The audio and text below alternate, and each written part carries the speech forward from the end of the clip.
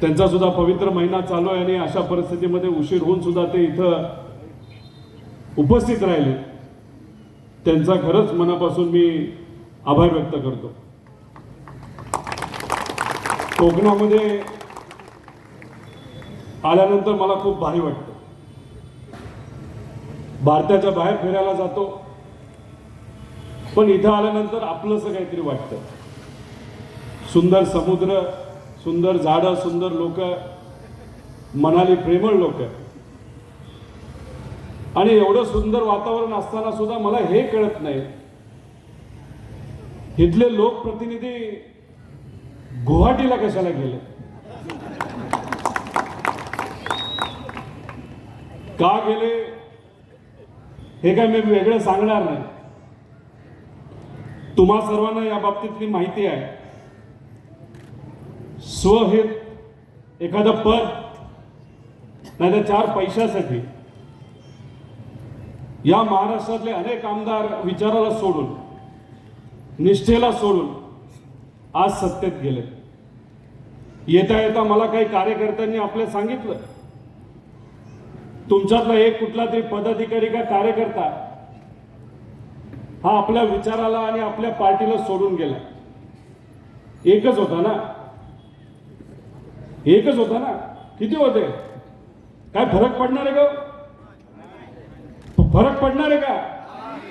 पण तुमच्या सर्वांची ताकद कोण आहे? तुम्ही सर्वजण आहात. एकदा तुमच्या पार्टीसाठी, तुमच्या नेत्यांसाठी, तुमच्या विचारासाठी एकदा जोरदार जल्लोष होऊ द्या.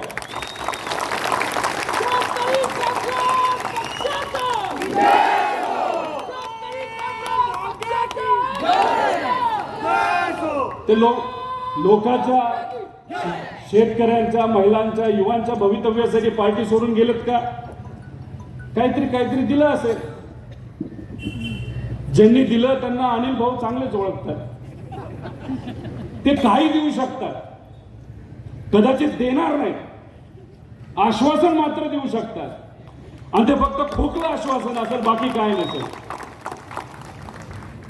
आदरणीय पवार साहेबांनी गेल्या 60 वर्षामध्ये आपल्या या राज्याचं हित मनामध्ये ठेवून इथे असताना प्रत्येक शेतकरी, कष्टकरी, माता भगिनी, युवा यांचं सगळ्यांचं हित मनामध्ये ठेवून विकास केला. आणि विकास करत असताना काही ठराविक लोकांवर त्यांनी ती जबाबदारी टाकली होती. केंद्रामध्ये असताना, आपल्या महाराष्ट्राच्या हिताचे निर्णय घेत असताना आपल्या या महाराष्ट्रामध्ये एक नेत्यांची फळी तयार केली गेली होती. याच्यामध्ये अनेक नेते होते, काही आमचे जवळचे घरातलेच होते आणि काही आपल्यातले होते. त्यामुळे कदाचित तुमचा एक कार्यकर्ता गेला असेल, अजिबात नाराज होऊ नका. आमचे घरातले पण गेले आणि आमचे मोठे नेते सुद्धा तिथे गेलेले आहेत. पण एक तुम्हाला सांगतो, अख्ख्या महाराष्ट्रात आम्ही फिरलो, नेते गेले म्हणून काहीही फरक पडत नाही. लोक आपल्या बरोबर असतात, आपला विचार आपल्या बरोबर असतो, आणि लोक आणि विचार आपल्या बरोबर असतात तर काही टेन्शनची गोष्ट नसते. ज्या आपुलकीने आपण सर्वजण या सभेला आला, एक कुटुंब म्हणून आला, ती ताकद आपली खरी ताकद आहे. आणि त्याच ताकदीच्या हिमतीवर महाशक्तीच्या विरोधात आपल्या सर्वांना लढायचं. आपण सर्वजण प्रेरणा कोणाकडनं घेतो? आपल्याच कुटुंबातले वडीलधारी असतात. मला तुम्ही सांगा, आपल्या घरामध्ये एखादं घर बांधायचं असेल तर लगेच बांधतो का आपण? आपली आधीची पिढी छपराच्या घरात राहते, हळूहळू कसं तरी शेतामध्ये काम करत, दुसरीकडे काम करत, नाही तर मुंबई सारख्या ठिकाणी जाऊन काम करत आपण पत्र्याचं घर बांधतो, नंतर मोठी बिल्डिंग बांधतो, नाही तर बंगला बांधतो. आणि ह्या सगळ्या गोष्टी करत असताना एका पिढीचं काम नसतं. आपल्या आजोबाची मदत असते, आपल्या वडिलांची मदत असते, आपल्या पिढीची असते, आणि नंतर जाऊन आपले मुलं सुद्धा त्या बाबतीत काम करत असतात. मग आज मुलांनी जर बंगला बांधला असेल तर मग आधीच्या पिढीने जे आपलं घर बांधलं असेल, छपराचं का असेल ना, आपण आधीच्या पिढीला विसरतो का? कधी विसरतो का? आपल्या आजोबांनी आपल्या पूर्वजांनी जे कष्ट केले ते मला असं वाटत नाही आपण स्वाभिमानी माणसं कधी विसरणार नाही. ज्याला स्वाभिमानच माहित नाही त्यांच्याबद्दल आपण अपेक्षाच करू नये असं माझ्यासारख्याला तरी वाटतं. आणि आज जे हे सत्य केलं ना त्यांना स्वाभिमानाचं काय पडलेलं नाही, लोकांचं तर अजिबातच पडलेलं नाही. अहो या आपल्या या भूमीची एक अजून एक खासियत आहे. स्वराज्याचं जे प्रमुख ठिकाण आपल्या या जिल्ह्यामध्ये आहे. छत्रपती शिवाजी महाराजांनी रयतेचं राज्य जे इथं असणाऱ्या सामान्य लोकांच्या हितासाठी जे स्थापन केलं, ज्याच्यामध्ये 12 बलुतेदार असतील, 18 पगडजाडी असतील, सगळ्यांना एकत्रित येऊन कुठलाही भेदभाव न मानता फक्त इथल्या लोकांसाठी, इथल्या मातीसाठी, बलाढ्य शक्तीच्या विरोधात त्यांनी तो लढा उभा केला होता. आणि हे आपले विचार आहेत. इथं डॉक्टर बाबासाहेब आंबेडकरांनी मनुस्मृती जाळली होती. इथल्याच एका तळ्यामध्ये तिथं जाऊन ज्या पद्धतीचा अन्याय होता, ठराविक समाजाला तिथं पाणी दिलं जात नव्हतं. सर्व लोक एकत्रित येऊन तिथं जे पाणी होतं सर्व समाजासाठी खुल्लं केलं. म्हणजे त्यांनी कुठला संदेश आपल्या सर्वांना दिला असेल तर तो समतेचा, एकताचा, बंधुभावाचा. आज पण काय परिस्थिती, आपल्या सर्वांना काय पाहिजे, हाताला काम आणि पोटाला अन्न. आज टीव्ही चालू केल्यापासून बंद करेपर्यंत बातम्या ह्या तुमच्या हिताच्या चालू आहेत का? सत्तेत असणारे लोक काय म्हणतात, आम्हाला हे पद पाहिजे, ते पद पाहिजे, हे नाही मिळालं आम्ही नाराज. आता सुद्धा हे तिकीट पाहिजे, ते तिकीट पाहिजे. अहो आमच्यातले जे पलीकडे सत्तेत गेले, जेव्हा गेले तेव्हा काय म्हणत होते माहिती, 90 आमदारकीची तिकीट आम्हाला मिळणार आणि 9 खासदारकीची तिकीट मिळणार. किती? 9 आणि 90. 9 बोलणाऱ्यांना किती मिळाले माहिती का? 4. त्यातले एक रायगडचे. आता इथं जे उभा राहणार आहेत पलीकडनं, ज्यांनी तुम्हाला सोडलं, स्वाभिमानाला सोडलं, महाराष्ट्र धर्माला सोडलं आणि प्रतिगामी विचाराच्या बीजेपी बरोबर जाऊन जे बसले, त्यांना या खासदारकीमधून पास करणार का नापास करणार एवढंच तुम्ही मला सांगा. नाही नाही, हे बरोबर नाही. एवढा कमी आवाज कसं चालेल? मला माहित नाही इथं किती वाजता जेवतो आपण, किती वाजता जेवतो. पास करणार का नापास करणार सांगा. नक्की नापास करणार का? नक्की ना? आपल्याला हेच पाहिजे. आता कसं आहे, सिंचनाच्या चिखलामध्ये आता जे अजितदादा गटाचे जे उमेदवार आहे इथून त्याला रुतलेले गुंतलेले, पण त्यांच्या विरोधात जे गीते साहेब आहेत त्यांच्याकडे सुद्धा मोठं पद होतं, पण कधी त्यांनी भ्रष्टाचार केलेला हा आपण ऐकला नाही. म्हणून मी तुम्हाला सर्वांना सांगतो की भक्कमपणे आपल्याला गीते साहेबांच्या मागे उभं राहायचंय आणि निष्ठा आपल्या सर्वांसाठी अतिशय महत्वाची आहे. अहो इथं येऊन ते भाषण काय करतील माहिती का? आम्ही विकासासाठी गेलो, विकासासाठी. अहो ते फार हुशार लोक आहेत आणि सुनील भाऊ तटकरे तर फार हुशार आहेत, फार हुशार.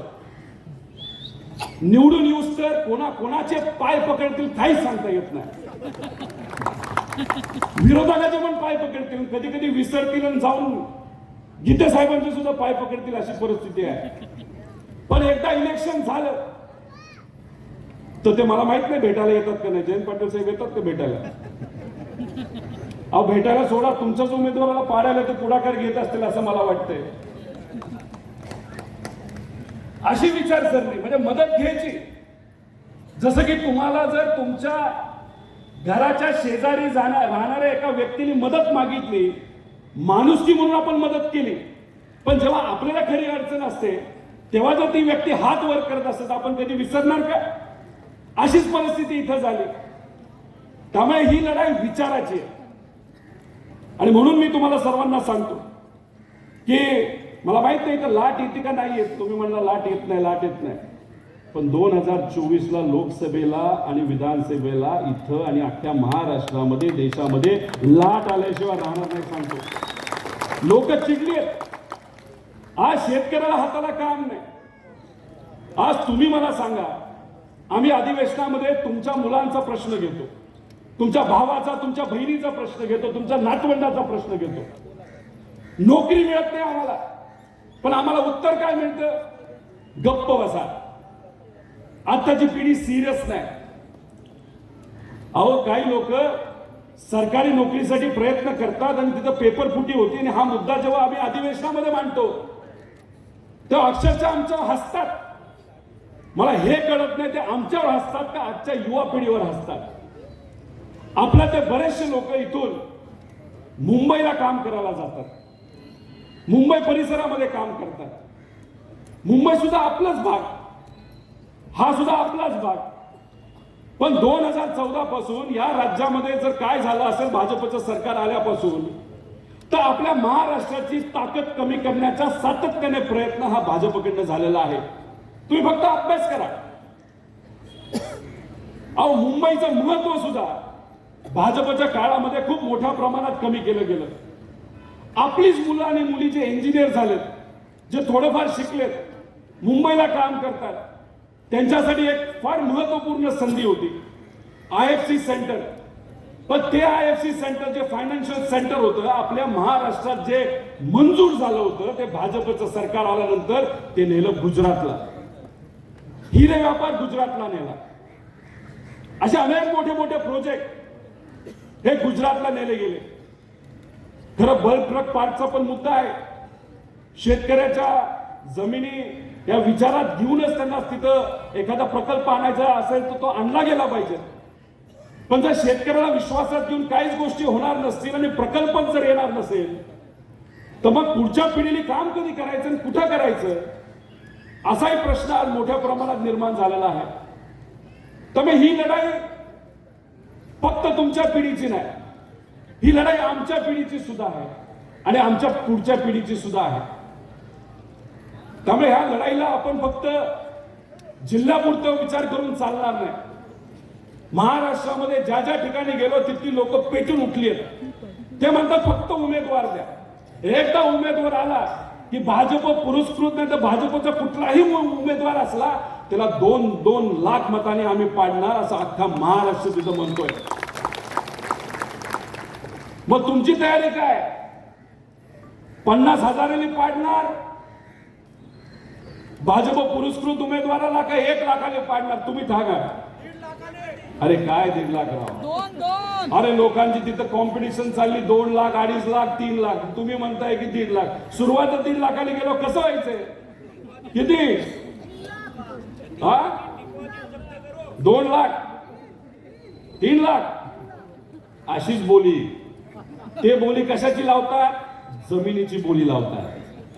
ते कशाची बोली लावतात? व्यवसायाची बोली लावतात. ते कशाची बोली लावतात? आपल्या भवितव्याची बोली लावतात. आपण कसली बोली लावतोय? आपल्या विचाराचा उमेदवार इथं निवडून आणून आपल्या भविष्याची बोली आपण लावतो. तो आपल्या सर्वांचा अधिकार आहे आणि याच्यासाठी संघटित होण्याची जरूरत आहे. फक्त मुरुडमध्ये आणि हे सुद्धा 2 जिल्हा परिषद गटामध्ये परिवर्तन होऊन चालणार नाही. तुमचे नातेवाईक जिथं कुठे असतील तिथं तिथं आपल्याला सांगावं लागेल. मुंबईमध्ये तुमचा मित्र परिवार असेल तिथं तुम्ही सांगा, पण जेवढ्या जास्त लोकांना तुम्ही सांगाल ते जास्तीच महत्वाचं आहे. कारण निष्ठा आपल्या सर्वांसाठी महत्वाची आहे. या पार्टीच्या बाबतीत बोलायचं झालं, अनेक काळ ही पार्टी विरोधात असताना सुद्धा या पार्टीच्या नेत्यांनी निष्ठा नाही सोडली. निष्ठा, विचार सुद्धा सोडला नाही. लोकांबरोबर राहिले. जिथं कुठं लढायची संधी असेल कामगारांसाठी, शेतकऱ्यांसाठी, महिलांसाठी, युवांसाठी, तिथं ते लढलेत. जयंत पाटील साहेब फक्त या भागासाठी लढलेत असं नाही. 2016ला जेव्हा मराठवाड्यामध्ये तिथं दुष्काळ होता, आपले भाई तिथं गेले, तिथे असणाऱ्या लोकांसाठी लढले आणि मोठा भव्य मोर्चा हा जयंत पाटील साहेबांनी तिथं काढला होता, तिथे असणाऱ्या सामान्य लोकांच्या हितासाठी. त्यामुळे आपला पक्ष जुना आहे आणि आमच्या कुटुंबावर सुद्धा या पक्षाचं खरं तर संस्कार आहेत. आदरणीय पवार साहेब काँग्रेसमध्ये गेलेत नंतर, पण त्यांच्या आधी त्यांचे मोठे भाऊ माझ्या पणजी, आम्ही सर्वजण खरं तर शेकापाच्या विचाराचे. पूर्वीपासून हाच विचार आमच्या कुटुंबामध्ये होता आणि काँग्रेसचा विचार आणि हा विचार काही वेगळा नाही हो. आपण सर्वजण पुरोगामी विचाराचे आहोत. आपण निष्ठावंत कार्यकर्ते आहोत. निष्ठेला आणि स्वाभिमानाला आपण नेहमी नेहमी तिथं महत्व दिलेलं आहे. एक छोटंसं उदाहरण देतो या भागातल्या निष्ठेचं. जो रायगड किल्ला आहे तो बांधण्यासाठी छत्रपती शिवाजी महाराजांनी हिरोजी इंदुलकरांवर जबाबदारी दिली होती. इंदोरकरांनी तो किल्ला बांधायला घेतला. बांधता बांधता पैसा संपला. पण निष्ठा काय असते तर ह्यांच्याकडनं तुम्ही समजून घ्या. कोकणातल्या लोकांकडनं आपण सर्वांनी समजून घेतली बाहेर की ह्यांनी स्वतःचं घर घाण ठेवलं. पण रायगडसाठी जो काय पैसा तो किल्ला बांधण्यासाठी होता तो त्यांनी त्या ठिकाणी दिला. आणि आत्ताचा फरक बघा. इथले नेते उलट करतायत. स्वतःचं घर बांधण्यासाठी एका घरावर 50-50, 100-100, 200-200 कंपन्या सुद्धा रजिस्टर केल्या. अनिल भाऊ असं मला कळालं. खरं खोटं तुम्ही सांगा. पण मोठी एक सभा घेऊ त्याच्यामध्ये तुम्ही सांगा. म्हणजे एका बाजूला निष्ठा काय दाखवते की रयतेचं राज्य जे होतं, स्वराज्य जे होतं, तिथं असणारं जे काही मुख्य स्थान आपलं होतं रायगड किल्ला ते बांधण्यासाठी इथं असणाऱ्या लोकांनी आपली घरं घाण ठेवली. आणि आजचे इथले नेते विचार घाण ठेवतात आणि स्वतःची घरं तिथे भरतात आणि म्हणतात की आम्हाला पवार साहेबांनी काय दिलं. अहो किती वेळा संधी द्यायची. सुप्रियाताई खासदार गेले 15 वर्ष आहेत. जेव्हा काँग्रेस आणि राष्ट्रवादीचं सरकार केंद्र सरकारमध्ये होतं, राज्यात होतं, तेव्हा सुप्रियाताई सुद्धा खासदार होत्या. मला आपल्याला विचारायचंय सुप्रियाताई हे पवार साहेबांची कोण. आता समजा आपलीच मुलगी खासदार असेल, केंद्रात जर आपलं राज्य असेल तर एखाद्या वडिलांनी काय केलं असतं. मुलीला मंत्रिपद दिलं असतं का नसतं. ते न करता या सर्व नेत्यांना तिथं मंत्रिपद दिलं. काही लोकांना राज्यात दिलं, काही लोकांना केंद्रात दिलं. आणि सरळ सरळ हे सर्व नेते म्हणतात आम्हाला काय दिलं. मला माहित नाही. सुनील भाऊ पूर्वी कोणाचे कार्यकर्ते होते. अंतुले साहेबांचे होते का माहित नाही. होते ना. त्यांना सोडलं. नंतर कदाचित देशमुख साहेबांचे कार्यकर्ते असतील त्यांनाही सोडलं. नंतर पवार साहेबांबरोबर त्यांनी काम केलं. आज त्यांनाही विचारायला सोडलं. जयंत पाटील साहेबांबरोबर त्यांनी काम. खरं तर पहिली संधी कदाचित तुम्हीच दिली असेल. तुम्हालाही सोडलं, विचारायला सोडलं, साहेबांनाही सोडलं. आणि आज या ठिकाणी मी तुम्हाला सांगतो आज अजितदादांबरोबर ते दिसत असले तरी भाजपमध्ये जर कोण पहिली उडी मारणार नंतर तर ते सुनील तटकरे असतील. आज इथं मी तुम्हाला सर्वांना सांगतो. त्यामुळे काय भरोसा नाही या लोकांचा. हे स्वहितासाठीच इकडनं तिकडं नुसते उड्याच मारणार असतील तर मग कुठेतरी आज निर्णय घ्यायची वेळ आलेली आहे. हे म्हणतात घड्याळ तेच पण वेळ नवा. ते खरंय. पूर्वी आदरणीय पवार साहेबांकडे जेव्हा घड्याळ हे चिन्ह होतं तेव्हा त्या चिन्हामध्ये 10:10 त्या घड्याळामध्ये वाजले होते. आणि जेव्हापासून या सर्व पार्टी चोर आणि चिन्ह चोरांकडे ते घड्याळ गेलं त्या घड्याळामध्ये 10:10 नाही 4:20 वाजले. मला माहित नाही 4:20 काय म्हणतात. म्हणजे कसला गुन्हा होतो. कसला लबाडी.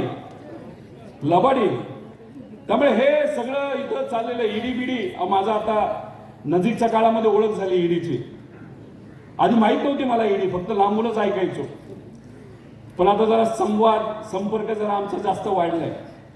त्यांचाही वाढला होता. जे आमचे नेते गेलेत ना पलीकडे पण त्यांचा इतका वाढला आणि ते इतके घाबरले की ते आता भाजप बरोबर तिथे गेलेले आहेत. त्यामुळे मी जास्त बोलून आपल्या सर्वांचा इथं वेळ घेणार नाही. पण ही लढाई अस्मितेची आहे. जे प्रकल्प आपल्या महाराष्ट्रातून जाऊन गुजरातला तिथे गेलेले आहेत त्याच्यामुळे लोकांची संधी गेली. आज शेतकरी अडचणीत. या भागामध्ये जर शेती मोठ्या प्रमाणात का वाढली असेल तर आदरणीय पवार साहेबांनी जे फळबाग धोरण आणलं होतं त्याच्यामुळे त्याचा फायदा इथे असणाऱ्या शेतकऱ्याला झाला. जो विकास मुंबईचा झाला तिथं असणारे आपले सर्व जे मित्र परिवार आहेत त्यांना त्याचा फायदा झाला. आज जर आपण बघितलं तर माशाच्या बाबतीत सुद्धा विविध धोरणं जी आदरणीय पवार साहेबांनी आणली. कोळंबीचं धोरण असेल त्याच्यामुळे या भागातला विकास झाला.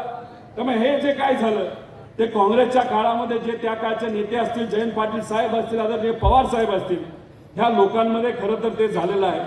आणि ही लढाई ही अस्मितेची आहे. खरं तर पुढे जेव्हा तुम्ही बोलवाल तेव्हा मी वेळेवर येईल. थोडंसं उशीर झाला, बोटीले आलो, आमची बैठक होती तिकिटाच्या बाबतीत. पण पुढच्या वेळेस तुम्ही कार्यक्रम घ्याल तेव्हा मोठा कार्यक्रम असेल, कारण का हा छोटा कार्यक्रम तुमचा जर एवढा मोठा असेल तर तुमचा मोठा कार्यक्रम किती मोठा असेल त्यावेळेस येऊन खरं तर बघायला मिळेल. त्यामुळे ही लढाई मोठी आहे. बलाढ्य शक्तीच्या विरोधात आपण सर्वजण लढत आहोत. आणि आज तुमचा सर्वांचा लाडका पक्ष शेकाप सुद्धा हा पुरोगामी विचाराबरोबर नेहमी राहिलेला आहे आणि महाविकास आघाडी बरोबर आपल्या बरोबर राहून तो बलाढ्य शक्तीच्या विरोधात लढतोय. आणि मी आज आपल्या सर्वांना एक सांगतो की आपण सर्वजण मराठी माणसं आहोत, अस्मितेसाठी लढणारे आहोत. दिल्लीची ताकद कितीही मोठी असली तरी आजपर्यंत आपण सर्वांनी एक गोष्ट शिकलेली आहे, ती म्हणजे दिल्ली समोर आपण कधीही काय करत नाही. अहो सांगा कोकणातल्या लोकांना, अहो रायगडच्या लोकांना काय, अहो स्वराज्य इथं निर्माण झालं, इथून सुरुवात झाली आणि त्याचं उदाहरण अख्ख्या जगामध्ये घेतलं जातं. तर मला तुम्ही सांगा, आपण सर्व स्वाभिमानी मराठी माणसं दिल्ली समोर, मग इथली लढाई आपण स्वतःच्या हातात घेणार का नाही घेणार? का फक्त नेत्यांवर टाकलं मोकळं झालो? हातात घेणार का नाही घेणार? एकदा हात वर करून दाखवा बरं, हातात घेणार का नाही घेणार? मग आता मोठ्या नेत्यांचे जे भाजपचे आहेत आणि मित्र पक्षाचे आहेत, अजितदादा मित्र परिवारांच्या इथून जे कोणी उभा राहणार आहेत त्यांना घाईला आणायचं. आणणार का नाही आणणार? नक्की का? मग चला मग एकत्रित येऊ, एकत्रित लढूया. आणि फक्त लढण्यासाठी लढायचं नाही तर जिंकण्यासाठी लढायचं. आणि मी तुम्हाला सर्वांना सांगतो, महाराष्ट्राचं वातावरण बघितल्यानंतर महाराष्ट्रामध्ये 35 पेक्षा जास्त खासदार हे महाविकास आघाडीचे येणार आहेत. आणि त्याच्याच बरोबर जसं लोकसभा संपेल विधानसभेमध्ये सुद्धा आपल्या सर्वांना मोठं यश मिळेल. आणि जे दुर्दैवाने त्या काळामध्ये जे नेते आता पलीकडे गेलेत त्यांच्याकडनं आपल्या पक्षावर इथं असणाऱ्या कार्यकर्त्यांवर जो अन्याय झाला तो अन्याय आपल्याला साफ करायचा, तो धुवून काढायचा आहे. आणि आपल्या विचाराचे इथं आमदार आपल्या निवडून आणायचे. एवढंच या ठिकाणी आपल्या सर्वांना सांगतो. उशीर होऊन सुद्धा आपण मोठ्या संख्येने इथं उपस्थित राहिलात त्यासाठी आपल्या सर्वांचे मी मनापासून आभार व्यक्त करतो आणि थांबतो. जय हिंद, जय महाराष्ट्र, जय स्वाभिमान.